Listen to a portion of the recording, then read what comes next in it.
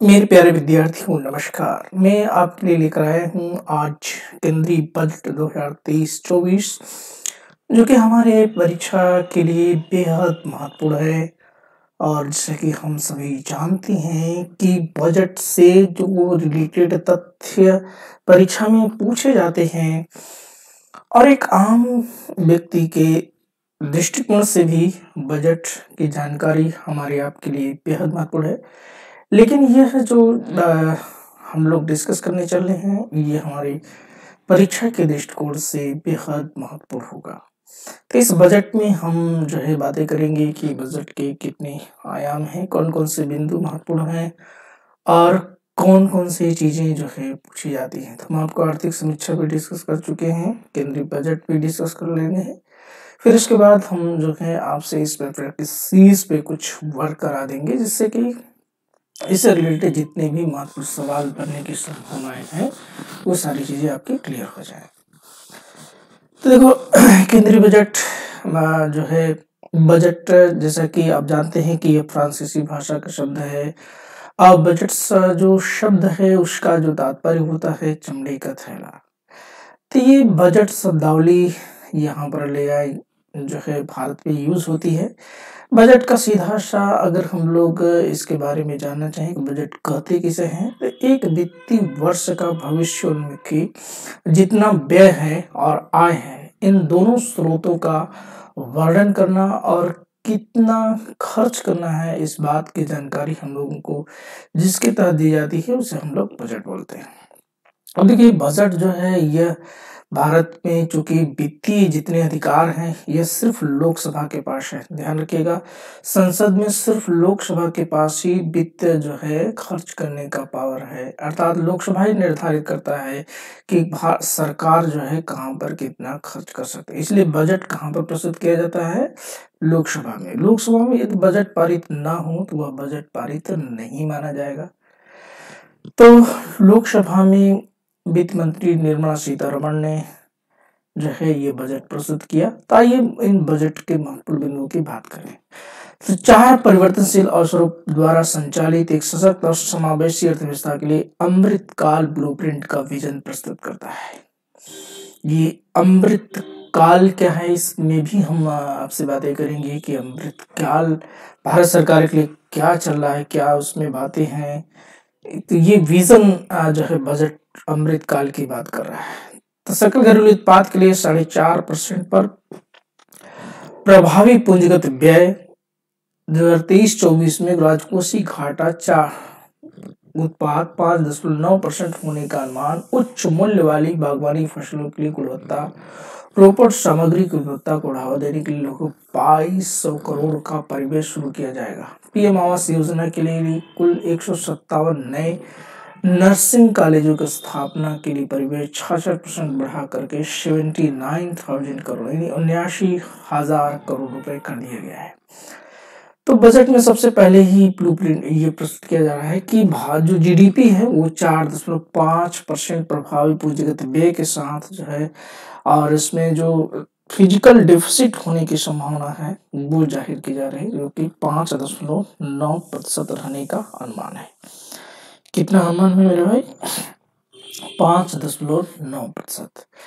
और इसमें देखिए ये बात महत्वपूर्ण कही जा रही है कि पीएम आवास योजना के लिए 157 नए नर्सिंग कॉलेजों की स्थापना की जाएगी। इसका परिव्यय बढ़ाया गया है और ये बढ़ा करके कुल कितना कर दिया है? 79,000 करोड़ रुपए।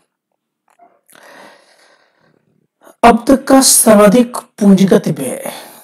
सरकार इस बजट में यह बातें कर रही है कि अब तक का मतलब जो रेलवे का बजट रहा या जो कहाँ पर भी जो पूंजीगत निवेश रहा है, वो भारत सरकार का अब तक का सबसे ज्यादा रहा है। तो इस बार भारत सरकार कितना पूंजीगत व्यय करने जा रही है? तो वो है 2.4 लाख करोड़ रुपए, जो है सिर्फ किसके लिए? Railway urban infrastructure development fund के लिए, जिसमें प्राथमिकता क्षेत्र ऋण के उपयोग के माध्यम से स्थापित किया जाएगा। मंत्री कौशल विकास योजना 4 को केंद्रीय बजट 2023-24 के तहत, तो ये जो है एक स्कीम है किसके तहत? मंत्री कौशल विकास योजना 4 के तहत जो है यह आपका व्यय किया जाए। किस तरह का? पूंजीगत व्यय। देखो, पूंजीगत व्यय अगर किसी भी अर्थव्यवस्था में बढ़ता है तो वो अ, एक अच्छा संकेत माना जाता है। ये आर्थिक समीक्षा में भी इसका उल्लेख किया गया था। अब देखिए, राष्ट्रीय स्तर पर वितरित माइक्रो उर्वरक कीटनाशक निर्माण नेटवर्क की स्थापना नए टैक्स रेजिडेंट के साथ घोषित नए स्लैब के लिए पर्याप्त राहत प्रदान करता है। नई कर व्यवस्था के तहत 7 लाख तक की आय पर कोई आयकर नहीं देना होगा। तो पूंजीगत व्यय में ये सारी चीजें शामिल करने के साथ ही साथ ये ब्लूप्रिंट में पहले ही बात की जा रही है कि हम जो टैक्स इनकम टैक्स है उसमें 7 लाख तक पर कोई भी कर नहीं देना होगा। नई कर व्यवस्था के तहत वेतनभोगी व्यक्तियों के लिए 50,000 की मानक कटौती भी उपलब्ध होगी। व्यक्तिगत एएचयूएफ के लिए नई कर व्यवस्था, गैर कानूनी वेतनभोगी कर्मचारियों की सेवानिवृत्ति पर अवकाश, नगरीकरण पर कर छूट के लिए डिफॉल्ट व्यवस्था सीमा होगी, जिसे बढ़ाकर 25 लाख कर दिया गया है। सहकारिता क्षेत्र के लिए घोषित प्रस्तावों की संख्या, अप्रत्यक्ष कर प्रस्तावों का उद्देश्य निर्यात को बढ़ावा देना, घरेलू विनिर्माण को बढ़ावा देना, घरेलू मूल्यवर्धन में वृद्धि करना, हरित ऊर्जा को प्रोत्साहित करना और माल पर मूल सीमा शुल्कों की दरों की संख्या बढ़ाना, वस्त्र कृषि को छोड़कर लाल, ये सब चीजें शामिल है। देखिए, आजादी के 75 वर्ष में विश्व में भारतीय अर्थव्यवस्था को एक उज्जवल सितारे के रूप में मान्यता दी, क्योंकि आर्थिक विकास दर 7% अनुमानित है, जो कि सभी प्रमुख अर्थव्यवस्थाओं में सबसे अधिक है। बड़े पैमाने पर वैश्विक मंदी के बावजूद कोविड-19 और रूस यूक्रेन युद्ध, यह बात केंद्रीय मंत्री और कॉर्पोरेट मामलों के मंत्री श्रीमती द्वारा कही गई थी कि निर्मला सीतारमण ने आज संसद में क्या कहा, केंद्रीय बजट 2023-24 पेश करते हुए उन्होंने जोर देकर कहा कि भारतीय अर्थव्यवस्था सही रास्ते पर है और चुनौतियों के समय के बावजूद उज्जवल भविष्य को बढ़ रही है। देखो, इस बजट में एक बात सीधे स्पष्ट कर दी गई है कि अब भारतीय अर्थव्यवस्था जो है वह जो कोविड काल का जो संकट था उस संकट से बाहर आ चुकी है।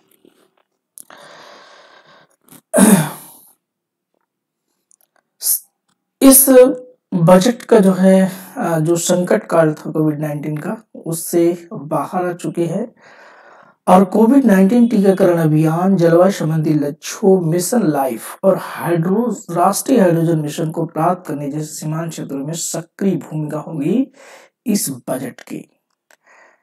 तो आइए देखो, बजट का कुछ बेस है। 2014 का इस बजट में काफी जिक्र किया गया है कि 2014 के बाद काफी चीजें बदली हैं। तो 2014 से लेकर के अब तक सरकार इसमें यह दिखाने के मुद्दे हैं कि क्या क्या चीजें की गई हैं, जैसे कि 11.7 करोड़ जो है शौचालयों का निर्माण स्वच्छ भारत मिशन के तहत, 9.6 करोड़ एलपीजी कनेक्शन दिए गए हैं उज्ज्वला योजना के तहत, 220 करोड़ कोविड वैक्सीनेशन भारत सरकार ने किया 102 करोड़ लोगों को और 47.8 करोड़ बैंक अकाउंट खुले हैं पीएम जन धन योजना के तहत और 46.6 करोड़ व्यक्ति को कवर किया गया है पीएम सुरक्षा बीमा और पीएम जीवन ज्योति योजना के तहत। 2.2 लाख करोड़ कैश ट्रांसफर हुए हैं 11.4 करोड़ किसानों के पीएम किसान निधि के तहत और प्रति व्यक्ति इनकम डबल होकर के 1.97 लाख हो गई है। तो 2014 से अब तक क्या हुआ है ये पहले ही उल्लेख किया जा रहा है। फिर इस जो अमृत काल की योजना है, विजन फॉर अमृत काल, ये जो है इसके कुछ बेस हैं जिसमें कि क्या क्या चीजें शामिल है। Opportunity for citizens with focus on youth, युवाओं के साथ अवसर प्रदान, युवाओं को क्या भविष्य की अवसर प्रदान करना। फिर जो growth in job creation, job creation में जो है ग्रोथ सरकार करेगी इस अमृत काल में। Strong and stable micro economic environment, मजबूत और स्थिर समष्टि अर्थव्यवस्था किस प्रकार की पर्यावरणीय अर्थव्यवस्था। तो अमृत काल का विजन एक सशक्त और समावेशी अर्थव्यवस्था है। इसका विजन क्या है अमृत काल का? ये अमृत काल से ही सवाल सबसे ज्यादा बनने की संभावना बन रही है। तो ये 4 अवसर परिवर्तनकारी हैं, इसमें शामिल हैं महिलाओं का आर्थिक सशक्तिकरण, दीनदयाल अंत्योदय योजना, राष्ट्रीय ग्रामीण आजीविका मिशन ने ग्रामीण महिलाओं के लिए 81 लाख स्वयं सहायता समूहों में ला करके उल्लेखनीय सफलता हासिल की है। हम इन समूहों को प्रत्येक के साथ बड़े उत्पादक उद्यमों और समूहों के गठन के माध्यम से आर्थिक सशक्तिकरण के अगले चरण तक पहुंचने में सक्षम बनाएंगे। कई हजार सदस्य और पेशेवर रूप से संबंधित हैं। पीएम विश्वकर्मा कौशल सम्मान, पीएम विकास, सदियों से पारंपरिक कारीगर और शिल्पकार जो अपने हाथों में औजारों का उपयोग करके काम करते हैं, भारत के लिए ख्याति लाई है। उन्हें आमतौर पर विश्वकर्मा कहा जाता है। उनके द्वारा बनाई गई कला हस्तकला आत्मनिर्भर भारत की सच्ची भावना का प्रतिनिधित्व करती है। तो इन सब चीजों को इसमें जो है शामिल किया गया। तीसरा बिंदु है पर्यटन। वित्त मंत्री ने कहा कि देश घरेलू और विदेशी पर्यटकों के लिए अत्यधिक आकर्षक प्रदान करता है क्योंकि पर्यटन में बड़ी संभावना है। उन्होंने कहा कि यह क्षेत्र विशेष रूप से युवाओं के लिए नौकरियों उद्यमिता के लिए बड़े अवसर रखता है और इस बात पर जोर दिया कि राज्यों की सक्रिय भागीदारी, सरकारी कार्यक्रमों के अभिसरण और सार्वजनिक निजी भागीदारी के साथ पर्यटन को बढ़ावा दिया जाएगा।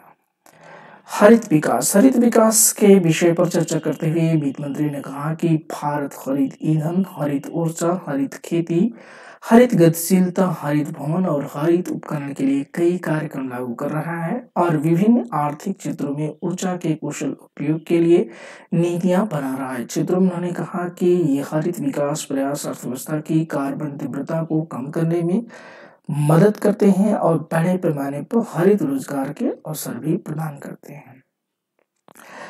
देखो ये अमृत काल में ये सारी बातें जो है, तो देखो अमृत काल में सबसे मेन बात ये है कि सरकार जो है इसमें पर्यावरण जैसे मुद्दों को भी शामिल कर रखी है। तो पर्यावरणीय जो ईंधन है अमृत काल में ये भी ध्यान दिया जाएगा कि डीजल पेट्रोल में किस स्थान पर स्वच्छ ऊर्जा का विकल्प भी अपनाया जाए, जिसमें कि हाइड्रोजन जनित ईंधन का भी विशेष ख्याल रखा गया है। इलेक्ट्रिक वाहनों पर जोर दिया जा रहा है। तो ये जो है कई बातें हैं जिसको हम लोगों को शामिल करना है इसमें। बजट की 7 प्राथमिकताएं हैं। इन 7 प्राथमिकताओं को आपको विशेष तौर पर ध्यान देना है। इन्हें सप्तऋषि नाम दिया गया है। इन्हें क्या नाम दिया गया है? सप्तऋषि। तो ये सप्तऋषि क्या है? पहला है समावेशी विकास, इंक्लूसिव डेवलपमेंट। तो समावेशी विकास या जिसे धारणीय विकास कहते हैं, विकास की वह अवधारणा है जिसके तहत अर्थव्यवस्था में निम्न आय वर्ग से लेकर के उच्च आय वर्ग तक को विकास की मुख्य धारा से जोड़ना होता है। अंतिम मील तक पहुंचना, अंतिम व्यक्ति तक पहुंचना, बुनियादी ढांचा और निवेश, बेसिक इंफ्रास्ट्रक्चर के डेवलपमेंट में, जिसमें कि शिक्षा, चिकित्सा, स्वास्थ्य, परिवहन, ऊर्जा, आवास, भोजन, इन सब चीजों को जो है मजबूत करना और इनमें इन्वेस्ट करना। क्षमता को उजागर करना, चौथा बिंदु। और 5वां है हरित विकास। छठा इसमें है युवा शक्ति और 7वां है वित्तीय क्षेत्र। तीनों सप्तऋषि नाम दिया गया है। समावेशी विकास, अंतिम मील तक पहुंचना, बुनियादी ढांचा, क्षमता को उजागर करना, हरित विकास, युवा शक्ति और वित्तीय क्षेत्र।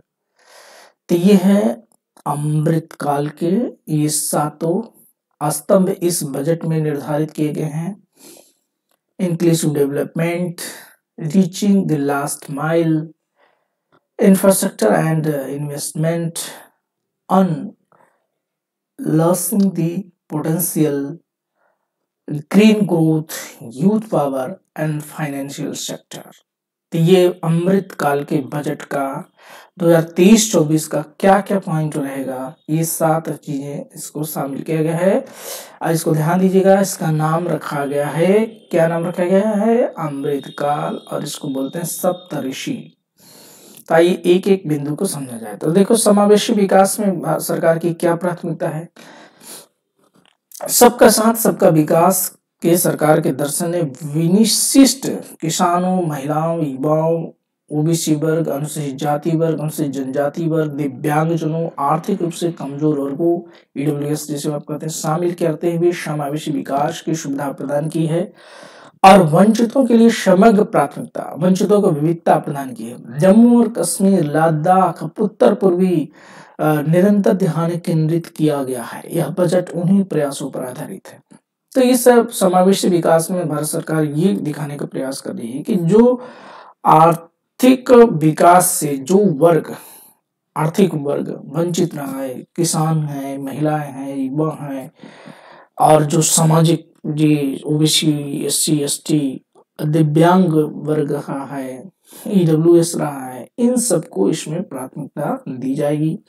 और भारत के जो राज्य इनसे अभी तक वंचित रहे हैं, खासतौर से भारत सरकार जम्मू कश्मीर को लेकर के बात कर रही है, लद्दाख की बात कर रहा है और जो पूर्वोत्तर भारत है आपका, उत्तर पूर्वी भारत जिसमें असम, अरुणाचल प्रदेश, आपका त्रिपुरा, मिजोरम, नागालैंड, मणिपुर, इन सभी राज्यों पर विशेष तौर से फोकस किया जाएगा।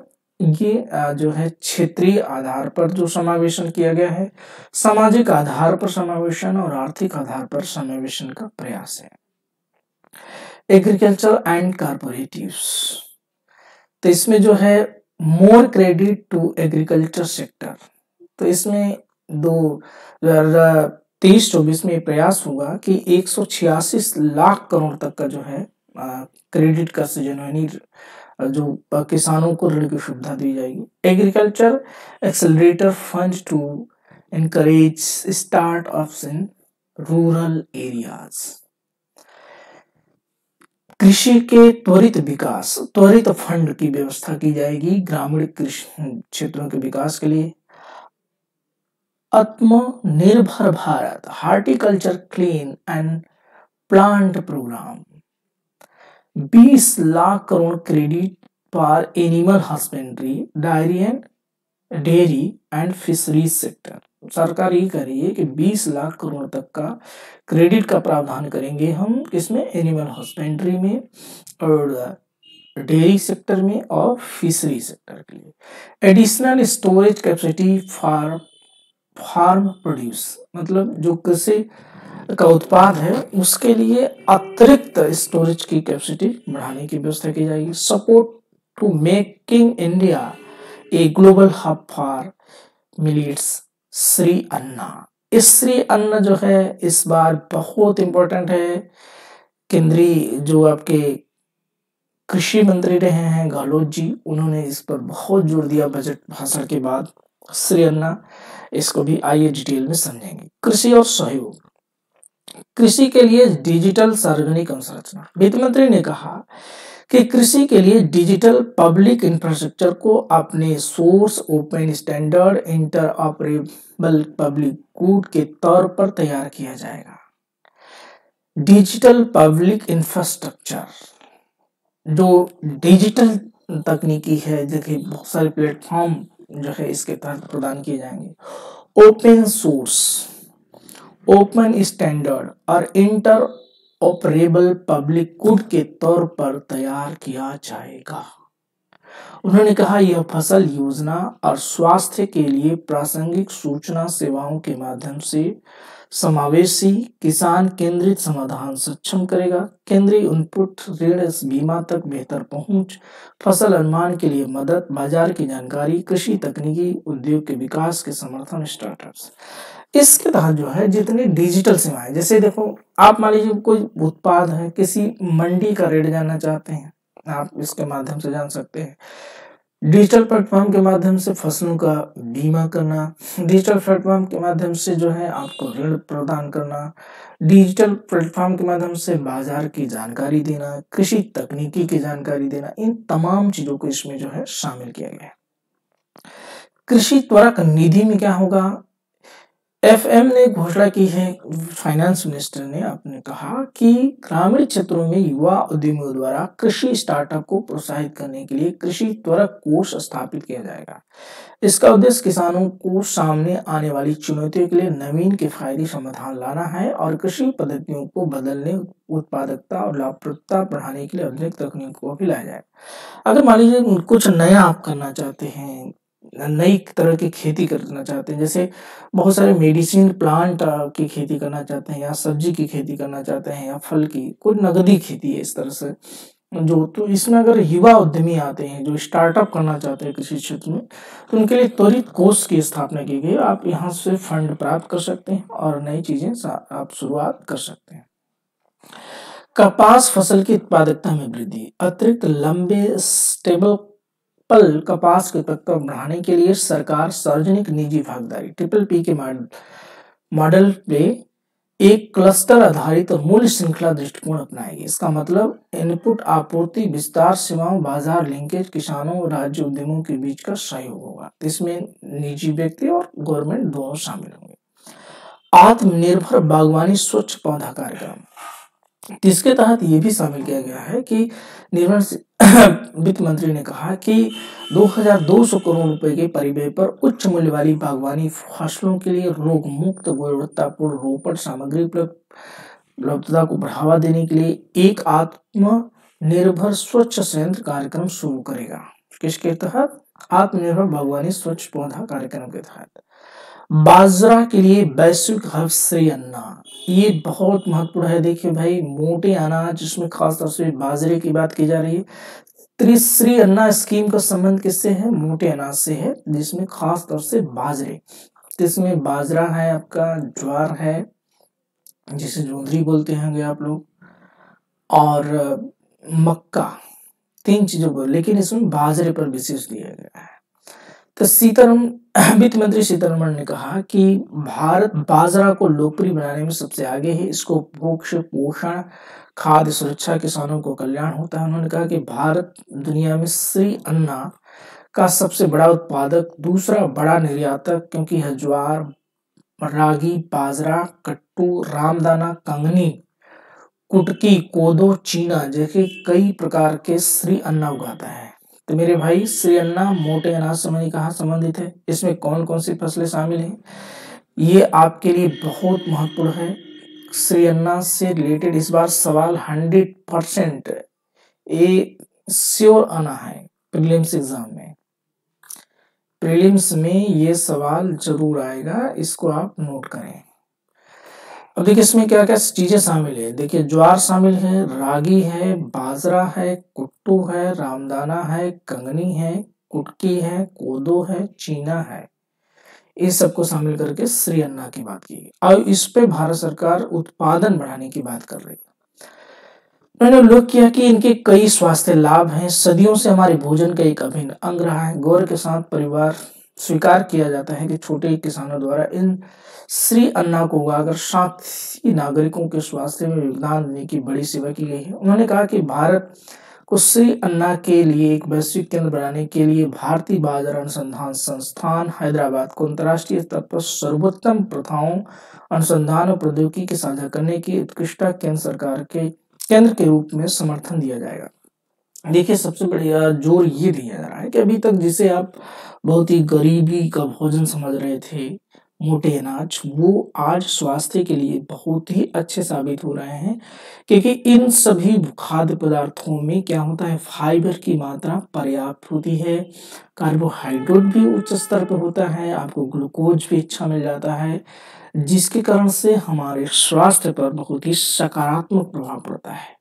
तो आज जो थायराइड और शुगर जैसी जो बहुत गंभीर बीमारियां हम लोगों के जीवन में आ गई हैं, उनके इलाज के लिए बेहतर साबित हो रहा है। इसलिए भारत सरकार इसमें एक बहुत अच्छा अवसर मिलने वाला है आपको। अगर इसका बेहतरीन उत्पादन किया जाए तो आने वाले समय में इससे लाभ अर्जित किया जा सकता है। तो इसमें भारत सरकार का भी जोर होगा। कृषि ऋण, किसानों के लिए कल्याणकारी उपायों पर चर्चा करते हुए वित्त मंत्री ने घोषणा की कि पशुपालन, डेयरी, मत्स्य पालन पर ध्यान देने के साथ कृषि ऋण लक्ष्य को बढ़ाकर 20 लाख करोड़ किया जाएगा। देखो जो कृषक आंदोलन है उसका प्रभाव कहीं न कहीं बजट में विशेष तौर पे आपको दिख रहा है। उन्होंने बताया कि सरकार मछुआरों, मछली विक्रेताओं, सूक्ष्म और लघु उद्यमों गतिविधियों को सक्षम करने, मूल्य श्रृंखला दक्षता में सुधार करने, बाजार का विस्तार करने के लिए 6,000 करोड़ रुपए के लक्षित निवेश के साथ पीएम मत्स्य संपदा योजना के एक नई योजना शुरू करेगी। सहयोग किसानों को विशेष रूप से छोटे और सीमांत किसानों के अन्य हाशिए वर्ग के सरकार सहकारिता आधारित आर्थिक विकास मॉडल को बढ़ावा दे रही है। सहकार से समृद्धि के विजन को साकार करने के लिए एक नए सहकारिता मंत्रालय का गठन किया गया है। इस दृष्टिकोण को साकार करने के लिए सरकार ने 2,516 करोड़ रुपए के निवेश से 63,000 प्राथमिक कृषि साख समितियों के कंप्यूटरीकरण पहले ही शुरू कर दिया है। सभी हितधारकों राज्यों के परामर्श से पैक्स के मॉडल उप नियम तैयार किए गए हैं, जिससे वे बहुउद्देशीय पैक्स बन सकें। सहकारी समितियों की देशव्यापी मैपिंग में एक राष्ट्रीय सहकारी डेटाबेस भी तैयार किया जा रहा है। देखो यहाँ पर इस तरह के उत्पादों की जो पैकिंग है उसको लेकर के विशेष जोर दिया गया है और उसके जो वित्तीय फाइनेंस है उसको उपलब्ध कराने का। तो वित्त मंत्री सीतारमण ने कहा कि सरकार बड़े पैमाने पर विकेंद्रीकृत भंडारण क्षमता स्थापित करने की योजना लागू करेगी, जिससे किसानों को अपनी उपज को स्टोर करने, उचित समय पर बिक्री के माध्यम से लाभकारी मूल्य प्राप्त करने में मदद मिलेगी। सरकार अगले 5 वर्षों में गैर पंचायतों, गांव में बड़ी संख्या में बहुउद्देशीय सहकारी समितियों, प्राथमिक मत्स्य समितियों, डेयरी सहकारी समितियों की स्थापना की सुविधा प्रदान करेगी। अब आ गया स्वास्थ्य, शिक्षा और कौशल। तो स्वास्थ्य, शिक्षा और कौशल के तहत भारत सरकार क्या करने वाली है? तो मैं चाहूंगा कि इस बजट को कम से कम 2 हिस्से में हम आपको दें। पार्ट 1 आज कुछ करेंगे, कुछ पॉइंट कल, कुछ पॉइंट अगले लेक्चर में शामिल करेंगे। तो आइए स्वास्थ्य शिक्षा पर देखा जाए तो वित्त मंत्री ने कहा कि 2014 से स्थापित मौजूदा 157 मेडिकल कॉलेजों के साथ को लोकेशन में 157 नए नर्सिंग कॉलेज स्थापित किए जाएंगे। इनके इर्द गिर्द में 157 नए नर्सिंग कॉलेज होंगे। उन्होंने यह भी बताया कि 2047 तक सिकल सेल एनीमिया को खत्म करने के लिए एक मिशन शुरू किया जाएगा, जो जागरूकता निर्माण प्रभावित जनजातीय क्षेत्रों में 0 से 40 वर्ष के आयु वर्ग के 7 करोड़ लोगों को सार्वभौमिक जांच, केंद्रीय मंत्रालयों और राज्य के सरकारों के सहयोगात्मक प्रयासों के माध्यम से परामर्श देना। चिकित्सा अनुसंधान पर उन्होंने कहा कि सहयोगी अनुसंधान नवाचार को प्रोत्साहित करने के लिए सार्वजनिक और निजी मेडिकल कॉलेज, संकाय और निजी क्षेत्र के हर R&D टीमों द्वारा अनुसंधान के लिए चुनिंदा ICMR प्रयोगशालाओं की सुविधाएं उपलब्ध कराई जाएंगी। तो इसके तहत जो है जनजातीय क्षेत्रों में विशेष तौर पे ध्यान दिया गया है कि जो ये बीमारी है आपकी सिकल सेल एनीमिया, इसको बायोलॉजी में आप एक बार जरूर देख लीजिएगा सिकल सेल एनीमिया क्या है, क्योंकि यहाँ से इस पर अगर बजट में बात की जाए तो ये भी एक सवाल आपका बन सकता है ना। तो यहाँ पर ये बातें हैं कि जो 7 करोड़ लोगों को सार्वभौमिक इसकी जांच की व्यवस्था की जाएगी और मंत्रालयों सहयोगात्मक प्रयासों से परामर्श देने की व्यवस्था की जाएगी। चिकित्सा अनुसंधान किए जाएंगे, नवाचार जो होगा उसको मेडिकल कॉलेज, संकाय के निजी क्षेत्र को अन्य टीम द्वारा अनुसंधान के लिए चुनिंदा SMR प्रयोगशालाओं के भी उपलब्ध कराई जाएंगी। इन मेडिकल कॉलेजों में इस तरह की सुविधाएं भी प्रदान कराने की बात की जा रही है। अफोर्डेबल हेल्थ फॉर ऑल, तो इसी पर हम लोग बात कर रहे हैं। फार्मा इनोवेशन के विषय पर चर्चा करते हुए वित्त मंत्री ने बताया कि उत्कृष्टता केंद्रों के माध्यम से फार्मास्यूटिकल्स में अनुसंधान नवाचार को बढ़ावा देने के लिए एक नया कार्यक्रम शुरू किया जाएगा। उन्होंने कहा कि सरकार विशिष्ट प्राथमिकता वाले क्षेत्रों में अनुसंधान और विकास में निवेश करने के लिए उद्योग को प्रोत्साहित करेगी। शिक्षकों का प्रशिक्षण, वित्त मंत्री श्रीमती सीतारमण ने कहा कि नवीन शिक्षा शास्त्र, पाठ्यक्रम संचालन, सतत व्यवसायिक विकास, डिपस्टिक सर्वेक्षण और आईसीटी कार्यान्वयन के माध्यम से शिक्षकों के प्रशिक्षण की फिर से कल्पना की जाएगी। उन्होंने कहा कि जिला शिक्षा प्रशिक्षण संस्थानों को इस उद्देश्य के लिए जीवंत उत्कृष्ट संस्थानों के रूप में विकसित किया जाएगा। फिर क्या उन्होंने कहा कि भौगोलिक भाषाओं, शैलियों, स्तरों पर गुणवत्तापूर्ण पुस्तकों की उपलब्धता सुविधा के लिए बच्चों और किशोरों के लिए एक राष्ट्रीय डिजिटल लाइब्रेरी स्थापित की जाएगी और डिवाइस एग्नोस्टिक्स और एक्सेसिबिलिटी होगी। राज्यों के उनके लिए पंचायत वार्ड स्तरों पर भौतिक पुस्तकालय स्थापित करने और राष्ट्रीय डिजिटल पुस्तकालय संसाधन तक पहुंच के लिए बुनियादी ढांचा प्रदान करने के प्रोत्साहित किया जाएगा। इसके अतिरिक्त पढ़ने की संस्कृति का निर्माण करने के लिए और महामारी के समय में सीखने के नुकसान को पूरा करने के लिए नेशनल बुक ट्रस्ट जो एनबीटीएफ का है, चिल्ड्रन बुक ट्रस्ट सीबीटी है, अन्य स्रोतों को क्षेत्रीय भाषाओं और गैर अंग्रेजी में गैर पाठ्यक्रम शीर्षक प्रदान करने और इन भौतिक को भरने के लिए प्रोत्साहित किया जाएगा। तो ये पुस्तकालय जो बनेंगे उनमें पुस्तकें एनबीटी और सीबीटी के थ्रू जो है आएंगे। प्राथमिकता तो अंतिम मील तक पहुंचना। वित्त मंत्री ने कहा कि प्रधानमंत्री वाजपेयी की सरकार ने जनजातीय मामलों के मंत्रालय उत्तर पूर्वी क्षेत्र के विकास विभाग का गठन किया था ताकि अंतिम मील तक पहुंचने के उद्देश्य पर ध्यान केंद्रित किया जा सके। उन्होंने कहा कि मोदी सरकार ने आयुष, मत्स्य पालन, पशुपालन, डेयरी, कौशल विकास, जल शक्ति और सहकारिता मंत्रालयों का गठन किया है। इसके तहत जो है आकांक्षी जिले और ब्लॉक कार्यक्रम शामिल किया जाएगा, जिसमें वित्त मंत्री ने बताया कि एस्पिरेशन डिस्ट्रिक्ट्स प्रोग्राम की सफलता के आधार पर सरकार ने हाल ही में स्वास्थ्य, पोषण, शिक्षा, कृषि, जल संसाधन, वित्तीय समावेशन जैसे कई डोमेन में आवश्यक सरकारी सेवाओं की संतृप्ति के लिए 500 ब्लॉकों को कवर करते हुए एस्पिरेशनल ब्लॉक प्रोग्राम लॉन्च किया है। कौशल विकास और बुनियादी ढांचा, प्रधानमंत्री पीवीटीजी विकास मिशन, ये क्या है भैया? वित्त मंत्री ने कहा कि विशेष रूप से कमजोर आदिवासी समूहों पीवीटीजी के विकास की सामाजिक आर्थिक स्थिति में सुधार के लिए प्रधानमंत्री पीवीटीजी विकास मिशन शुरू किया गया है। किसके लिए? आदिवासी समूहों के लिए। यह पीवीटीजी परिवार को बस्तियों को सुरक्षित आवास, स्वच्छ पेयजल, स्वच्छता, शिक्षा तक बेहतर पहुंच, स्वास्थ्य और पोषण, सड़क और दूरसंचार, कनेक्टिविटी और स्थायी आजीविका के अवसरों जैसी बुनियादी सुविधाओं से परिपूर्ण करेगा। अनुसूचित जनजातियों के लिए विकास कार्य योजना के तहत अगले 3 वर्षों में मिशन को लागू करने के लिए 15,000 करोड़ रुपए की राशि उपलब्ध कराई जाएगी। श्रीमती सीतारमण ने घोषणा की कि अगले 3 वर्षों में केंद्र 3.5 लाख आदिवासी छात्रों को सेवा करने के लिए 740 एकलव्य मॉडल आवासीय विद्यालयों के लिए 38,800 शिक्षक और सहायक कर्मचारियों की भर्ती करेगा। तो ये जो है एकलव्य मॉडल 740 नए एकलव्य मॉडल आवासीय विद्यालय होंगे, जिसमें 38,800 नए शिक्षक और सहायक कर्मचारियों की भर्ती भी की जाएगी। तो ये जनजातियों से रिलेटेड जो है एक स्कीम है जनजाति विकास के लिए, जिसमें इसमें बजट में जिक्र किया गया है विशेष तौर पर।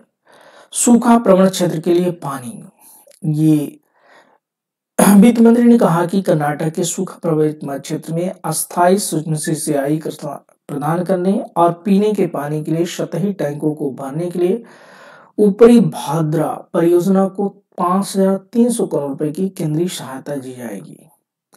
पीएम आवास स्कीम के तहत जो है ये व्यय बढ़ाया गया, इस बार 79,000 करोड़ रुपए कर दिया गया है। पहले चरण में 1 लाख प्राचीन शिलालेखों को डिजिटलीकरण के साथ डिजिटल एपिग्राफी संग्रहालय में Bharat shared repository of inscription स्थापित किया जाएगा। तो देखो भैया, आप पीएम किसान के तहत जो परिव्यय है वो आवास के साथ साथ इसमें कई चीजों को शामिल किया जाएगा। जो प्राचीन शिलालेख वगैरह हैं उनके पुनरुद्धार के लिए भी इससे फंड प्रदान किया जाएगा।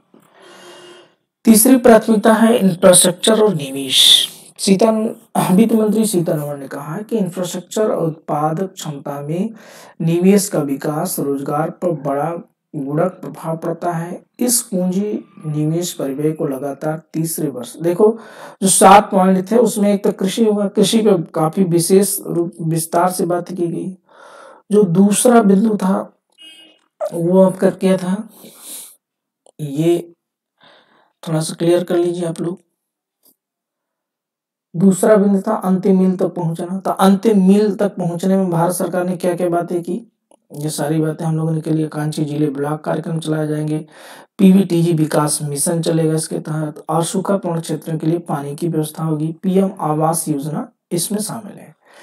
फिर इंफ्रास्ट्रक्चर और निवेश में क्या क्या चीजें शामिल है, तो वित्त मंत्री सीतारमण ने कहा कि इंफ्रास्ट्रक्चर और उत्पाद क्षमता में निवेश का विकास रोजगार पर बड़ा गुणक प्रभाव पड़ता है। इस पूंजी निवेश परिव्यय को लगातार तीसरे वर्ष 33% बढ़ा करके 10 लाख करोड़ रुपए किया जा रहा है, जो होगा जीडीपी का 3.3%। इन्होंने कहा कि 2019 से 20 में परिव्यय लगभग 3 गुना होगा। केंद्र के प्रभावी पूंजीगत व्यय का बजट 13.7 लाख करोड़ रुपए रखा गया है, जो कि जीडीपी का 4.5% होगा। पूंजी निवेश के लिए राज्य सरकारों को सहायता। भारत सरकार ने कहा कि 50 लाख के ब्याज के मुक्त ऋण को 1 साल के लिए जारी करने का फैसला किया, 50 साल के, ताकि बुनियादी ढांचे में निवेश को बढ़ावा दिया जा सके और उन्हें 1.3 लाख करोड़ रुपए के परिव्यय के साथ पूरक नीतिगत कार्यों के लिए प्रोत्साहित किया जा सकेगा। यानी भारत सरकार से लगभग 1.3 लाख करोड़ रुपए ऋण 50 सालों के लिए ब्याज मुक्त मिल सकता है राज्य सरकारों को। किसके लिए, पूंजीगत निवेश के लिए। रेलवे, वित्त मंत्री ने कहा कि रेलवे के लिए 2.4 लाख करोड़ रुपए का पूंजी परिव्यय प्रदान किया गया है, जो अब तक का सबसे अधिक रहा है। 2013-14 में परिव्यय क्या लगभग 9 गुना है। उन्होंने यह भी बताया कि बंदरगाहों, कोयला, इस्पात, उर्वरक और खाद्यान्न क्षेत्रों के लिए अंतिम और प्रथम मील कनेक्टिविटी के लिए 100 महत्वपूर्ण परिवहन बुनियादी ढांचा परियोजनाओं की पहचान की गई है और उन्हें 75,000 करोड़ रुपए के निवेश के साथ प्राथमिकता पर लिया जाएगा, जिसमें रुपए भी शामिल है निजी स्रोतों से 15,000 करोड़ रुपए। वित्त मंत्री ने कहा कि क्षेत्रीय हवाई संपर्क में सुधार के लिए 50 अतिरिक्त हवाई अड्डों, heliport, water aerodrome, advance landing ground को पुनर्जीवित किया जाएगा। वित्त मंत्री ने घोषणा की कि एक शहरी बुनियादी ढांचा विकास कोष यूआईडीएफ की स्थापना प्राथमिकता वाले क्षेत्र के ऋण की कमी के उपयोग के माध्यम से की जाएगी, जिसे राष्ट्रीय आवास बैंक द्वारा प्रतिबंधित किया जाएगा और सार्वजनिक एजेंसियों द्वारा टियर 2 और टियर में शहरी आधारभूत संरचना के उपयोग किया जाएगा। 3 शहर, इन्होंने कहा कि राज्यों में 15वें वित्त आयोग के अनुदानों के साथ साथ मौजूदा योजनाओं से संसाधन लाभ उठाने के लिए प्रोत्साहित किया जाएगा, ताकि यूआईडीएफ तहत पहुंच बनाते समय उपयुक्त उपयोगकर्ता शुल्क को अपनाया जा सके। यूआईडीएफ अर्बन इंफ्रास्ट्रक्चर डेवलपमेंट और एफ से fund, urban infrastructure development fund, UIDF, शहरी बुनियादी ढांचा विकास कोष। ओके, श्रीमती सीतारमण ने कहा कि सरकार इस उद्देश्य के लिए प्रति वर्ष 10,000 करोड़ रुपए उपलब्ध कराएगा। चौथी प्राथमिकता बजट की क्या है, क्षमता और रोजगार करना। वित्त मंत्री ने कहा कि ईज ऑफ डूइंग बिजनेस को बढ़ाने के लिए 39,000 से अधिक अनुपालन कम किए गए हैं और 3,004 से अधिक कानूनी प्रावधानों को अपराध की श्रेणी से बाहर किया गया है। उन्होंने कहा कि भरोसेमंद शासन को आगे बढ़ाने के लिए सरकार ने 42 केंद्रीय अधिनियमों में संशोधन के लिए जन विश्वास विधेयक पेश किया है। आर्टिफिशियल इंटेलिजेंस के लिए उत्कृष्टता केंद्र, ये दुनिया की बहुत जरूरी तकनीकी है, इस पर विशेष जोर ध्यान देना जरूरी भी है।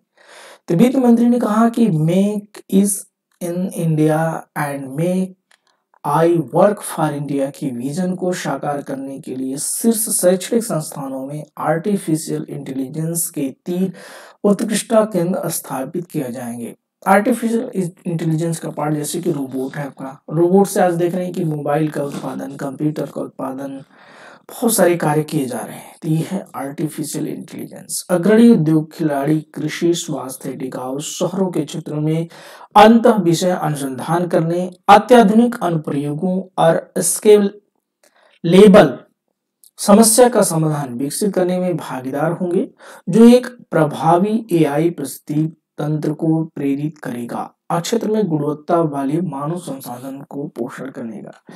तो देखो अभी जैसे तुर्की का जो भूकंप है उसके लिए भी अगर आर्टिफिशियल इंटेलिजेंस की जरूरत है इस तरह की आपदाओं से बचने के लिए भी, तो ये बहुत अच्छी तकनीकी भविष्य की है।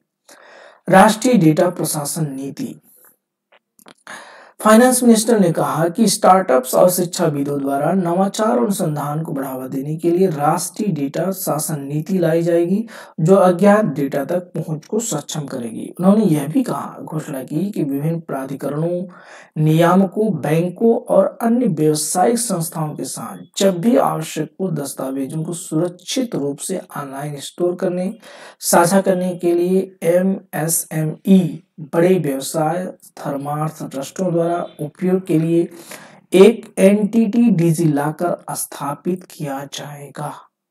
5G सेवाओं पर उन्होंने घोषणा की कि 5G सेवाओं का उपयोग करके अनुप्रयोगों को विकसित करने के लिए इंजीनियरिंग संस्थानों में अवसरों, व्यवसाय मॉडल, रोजगार की संभावनाओं की एक नई श्रृंखला का एहसास करने के लिए 100 प्रयोगशालाएं स्थापित की जाएंगी। प्रयोगशालाएं अन्य बातों के साथ स्टार्ट क्लासरूम, सटीक खेती, बुद्धिमान परिवहन प्रणाली, स्वास्थ्य देखभाल अनुप्रयोगों जैसे अनुप्रयोग को कवर करेंगी। 5वीं प्राथमिकता सरकार की क्या रही है? हरित विकास। तो बजट के 7 महत्वपूर्ण बिंदु, 5वां बिंदु क्या आपका? हरित विकास। वित्त मंत्री सीतारमण ने कहा कि प्रधानमंत्री ने पर्यावरण के प्रति जागरूक जीवन शैली का आंदोलन बढ़ावा देने के लिए लाइफ या पर्यावरण के लिए जीवन शैली के दृष्टिकोण दिया है। भारत 2070 तक पंचामृत शुद्ध शून्य कार्बन उत्सर्जन के लिए हरित औद्योगिक और आर्थिक संक्रमण शुरुआत करने के लिए मजबूती से आगे बढ़ रहा है। तो इसमें क्या क्या चीजें हैं? उन्होंने कहा कि बजट हरित विकास पर ध्यान केंद्रित करता है। 19,700 करोड़ रुपए के परिव्यय के साथ हाल ही में शुरू किया गया राष्ट्रीय हरित हाइड्रोजन मिशन अर्थव्यवस्था को कम कार्बन तीव्रता में बदलने की सुविधा प्रदान करेगा, जीवाश्म ईंधन के आयात पर निर्भरता कम करेगा और देश इससे उभरते क्षेत्रीय प्रौद्योगिकी बाजार तक नेतृत्व करने में मदद करेगा। लक्ष्य 2030 तक 5 MMT की वार्षिक उत्पादन तक पहुंचने का अनुमान है। तो अगर ये योजना सफल होती है, हरित हाइड्रोजन मिशन, हाइड्रोजन ईंधन संचालित इंजनों का डेवलपमेंट होता है, तो आने वाले में समय में हम लोग स्वच्छ ऊर्जा की ओर बहुत तेजी से अग्रसर होंगे। बजट में पेट्रोलियम प्राकृतिक गैस मंत्रालय द्वारा ऊर्जा संक्रमण और शुद्ध शून्य उद्देश्यों ऊर्जा सुरक्षा प्राथमिकता वाले पूंजी निवेश के लिए 35,000 करोड़ रुपए भी प्रदान किए गए हैं। वित्त मंत्री ने कहा कि अर्थव्यवस्था को सतत विकास के पथ पर लाने के लिए 4,000 MWH की क्षमता वाली बैटरी एनर्जी स्टोरेज सिस्टम को भी वायबिलिटी गैप फंडिंग के सपोर्ट किया जाएगा, यानी इलेक्ट्रिक वाहनों के लिए। उन्होंने यह भी बताया कि लद्दाख में 13 GW नवीकरणीय ऊर्जा की निकास और ग्रिड एकीकरण के लिए अंतरराज्यीय पर्यवेक्षण प्रणाली का निर्माण 8,300 करोड़ रुपए की केंद्रीय समर्थन तथा 20,700 करोड़ रुपए के निवेश से किया जाएगा। तो हम देखो लद्दाख में 2 चीजें संभावनाएं हैं। एक तो आपका जल विद्युत ऊर्जा है, उसको डेवलप कर सकते हैं नवीकरणीय, और सोलर प्रणाली का विकास करके तो ग्रिड सिस्टम, तो ये सब चीजें डेवलप की जाएंगी। गोवर्धन योजना क्या है मेरे भाई? ये बहुत जरूरी है इस स्कीम में। तो सीतारमण ने कहा कि परिपत्र अर्थव्यवस्था को बढ़ावा देने के लिए Govardhan galvanising organic bio agro resources धन, ध्यान दीजिएगा, गो का मतलब है गैल्वेनाइजिंग और उसी में शामिल है ऑर्गेनिक गोवर्धन, हिंदी में बोला गया बायो एग्रो रिसोर्सेज धन योजना के तहत 500 नए कचरे से धन संयंत्र स्थापित किए जाएंगे। इनमें शहरी क्षेत्रों में 75 संयंत्रों के सहित 200 संपीड़ित बायोगैस सीबीजी संयंत्र और 10,000 करोड़ रुपए के कुल निवेश पर 300 समुदाय क्लस्टर स्थापित संयंत्र आधारित संयंत्रों के। तो देखो जो मॉडल हम लोगों के लिए इंदौर शहर ने प्रस्तुत किया था, अब वो चीजें गोवर्धन स्कीम के तहत बजट में शामिल की गई हैं। तो जो कचरे का प्रयोग है इंदौर शहर में किया गया, वही बातें जो है हमारे बजट में की जा रही हैं। ठीक है, तो इसके तहत जो है कचरे में जो बहुत सारी चीजें उपयोगी हैं उनको निकाल लिया जाएगा और उनसे जो है अगर विद्युत उत्पादन है, आपका सड़कों का निर्माण है, इस तरह के प्रबंधन पर विशेष जोर है। उन्होंने कहा कि आने वाले समय में प्राकृतिक बायोगैस का विपणन करने वाले सभी संगठनों के लिए 5% सीबीजी अध्यादेश पेश किया जाएगा और बायोमास के संग्रह जैव खाद के वितरण के लिए भी उचित वित्तीय सहायता प्रदान की जाएगी। प्राकृतिक जैविक खेती इनपुट संसाधन केंद्र, ये क्या होंगे? तो वित्त मंत्री ने कहा कि अगले 2-3 वर्षों में केंद्र 1 करोड़ किसानों को प्राकृतिक खेती अपनाने की सुविधा प्रदान करेगा। इसके लिए 10,000 जैव इनपुट संसाधन केंद्र स्थापित किए जाएंगे जो राष्ट्रीय स्तर पर वितरित सूक्ष्म उर्वरक और कीटनाशक निर्माण नेटवर्क तैयार करेंगी। वित्त मंत्री ने कहा कि बजट 2021-22 में उल्लिखित वाहन स्क्रैपिंग नीति को आगे बढ़ाने के लिए केंद्र सरकार को पुराने वाहनों को स्क्रैप करने के पर्याप्त धनराशि आवंटित की जाएगी। तो जो डीजल वाहन जैसे 10 साल का उनका ड्यूरेशन होता है, अगर ये 10 साल पूरा कर गए तो उनको स्क्रैप नष्ट कर दिया जाएगा। वैसे पेट्रोल के लिए 15 वर्ष है, अगर ये सच पूरा हो गया है तो उसको नष्ट कर दिया जाएगा। प्राथमिकता युवा शक्ति, वित्त मंत्री ने कहा कि युवाओं को सशक्त बनाने, अमृत पीठ को उनके सपनों को साकार करने में मदद करने के लिए सरकार नई राष्ट्रीय शिक्षा नीति तैयार की है, कौशल पर ध्यान केंद्रित किया है, ऐसी आर्थिक नीतियां अपनाई है जो बड़े पैमाने पर रोजगार सृजन की सुविधा प्रदान करती हैं और व्यापार के अवसरों पर समर्थन किया गया है। ये बात अलग है, यथार्थ में कितना दिख रहा है आप जानते हैं। प्रधानमंत्री कौशल विकास योजना 4 के तहत on job training industry partnership new age course like robotics mechatronics and 3D printing and drones etc skill India digital platform. इसको समझा जाए, youth power national apprenticeship promotion scheme होगा, इसमें बूस्टिंग टूरिस्ट होगा, सीटिंग एंड यूनिटी मॉल्स होगा। तो उन्होंने घोषणा की कि अगले 3 वर्षों में भीतर लाखों युवाओं को कौशल प्रदान करने के लिए प्रधानमंत्री कौशल विकास योजना 4 की शुरू की जाएगी। आंजा प्रशिक्षण, उद्योग साझेदारी और उद्योगों की जरूरतों के साथ पाठ्यक्रमों के संरेखण पर बल दिया जाएगा। ये योजना 4 के तहत coding, AI robotics, mechatronics, IoT, 3D printing, drone और सॉफ्ट स्किल जैसे नए युग के पाठ्यक्रमों को कवर करेगी। उन्होंने ये भी कहा कि युवाओं को अंतर्राष्ट्रीय अवसरों के लिए कौशल प्रदान करने के लिए विभिन्न राज्यों में 30 कौशल भारत अंतर्राष्ट्रीय केंद्र स्थापित किए जाएंगे।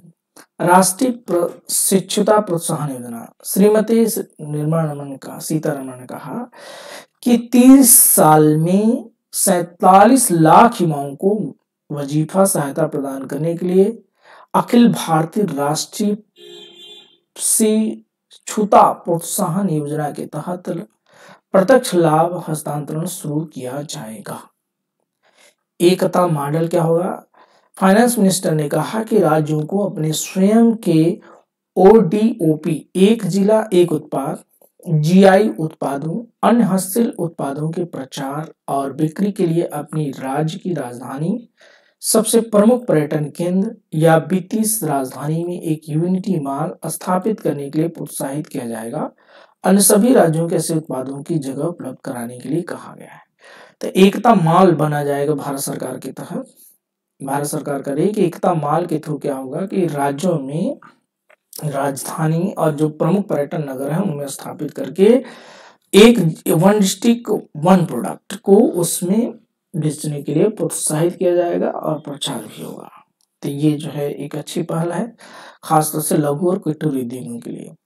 सातवां जो प्राथमिकता है वो है वित्तीय क्षेत्र में। तो क्रेडिट गारंटी है एमएसएमई के लिए। एमएसएमई के लिए जो है क्या हो रहा है भाई, क्रेडिट गारंटी योजना सुधार प्रस्ताव दिया गया है। खुशी से घोषणा की गई संबोधित योजना 1 अप्रैल 2023 से कॉर्पस में 9,000 करोड़ रुपए के जाल से के माध्यम से प्रभावी होगी।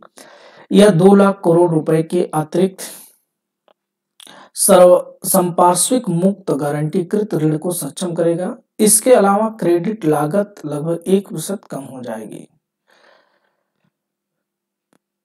इसमें वित्त मंत्री ने कहा कि वित्तीय और सहायक सूचनाओं के केंद्रीय भंडार के रूप में काम करने के लिए राष्ट्रीय वित्तीय सूचना रजिस्ट्री स्थापना की जाएगी। यह ऋण के कुशल प्रवाह की सुविधा प्रदान करेगा, अब वित्तीय समावेशन को बढ़ावा देगा, वित्तीय स्थिरता को बढ़ावा देगा। एक नया विधायी ढांचा इस क्रेडिट सार्वजनिक बुनियादी ढांचे को नियंत्रित करेगा। इसे आरबीआई परामर्श से तैयार किया जाएगा। उन्होंने ये भी कहा कि कंपनी अधिनियम के तहत फील्ड कार्यालयों के साथ दायर विभिन्न रूपों के केंद्रीकृत संचालन के माध्यम से कंपनियों को तेजी से प्राथमिकता देने के लिए केंद्रीय प्रसंस्करण केंद्र भी स्थापित किया जाएगा।